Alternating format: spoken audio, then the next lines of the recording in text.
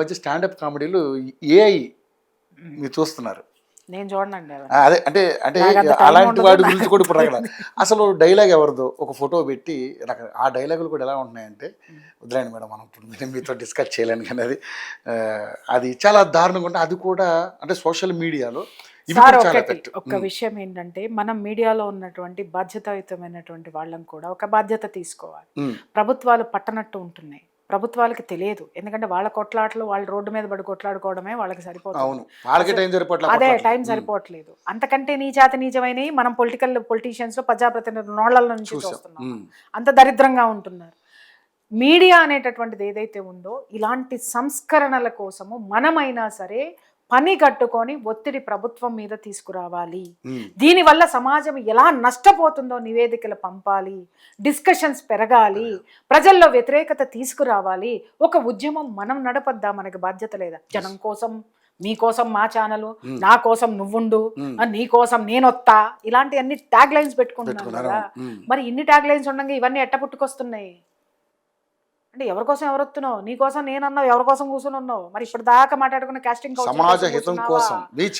అదే అంటున్నాను సార్. ఏం పెట్టినావు? నీ హితము ఎక్కడ చూపించావు? చూపిద్దాం సార్. కనీసము మనంగానన్నా కనీసం ఒక 30% అన్న ప్రూవ్ చేసుకుందాం సార్. ఆ ఒత్తిడి మీడియాలో చర్చలు ఇలాంటివి వస్తే టక్క టక్క టక్క మీడియాలు మొత్తం ఏకవతల పరేయండి. ప్రభుత్వం ఏం చేస్తుంది? ఎందుకు వీటి మీద చర్యలు లేవు? ఎందుకు వీటి మీద కంట్రోల్ లేదు? ఎందుకు వీటిని ప్రోత్సహిస్తున్నారు? ఎందుకు కేసులు ఫైల్ చేయడం లేదు? చర్చలు ఎందుకు పెట్టరు? ఎవరు చూడట్లేదు సార్. పెట్టండి రా భయ్. మొదట్లో నన్ను ఎవరు నన్ను ఎవ్వడు మాట్లాడలా. ఇష్టం వచ్చినట్టు నన్ను బూతులు తిట్టారు. ఆడవాళ్ళు వెనకేసుకొస్తావా? ఆడవాళ్ళ గురించి మాట్లాడితే మగాడు తిట్టాడు, మగాడి గురించి మాట్లాడితే ఆడవాళ్ళు తిట్టారు.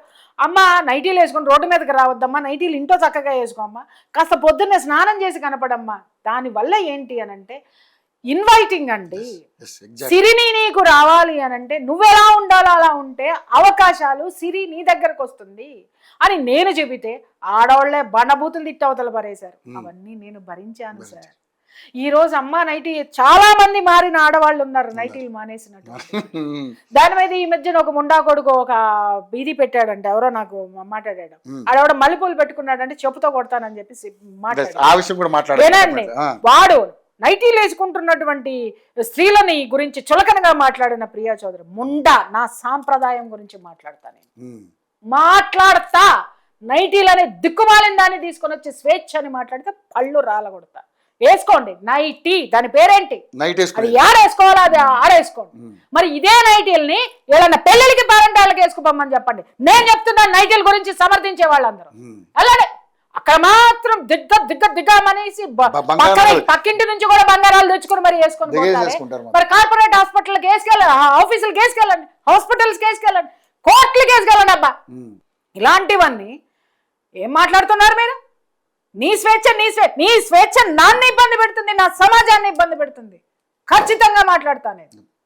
మాట్లాడారు మేడం నిజంగా.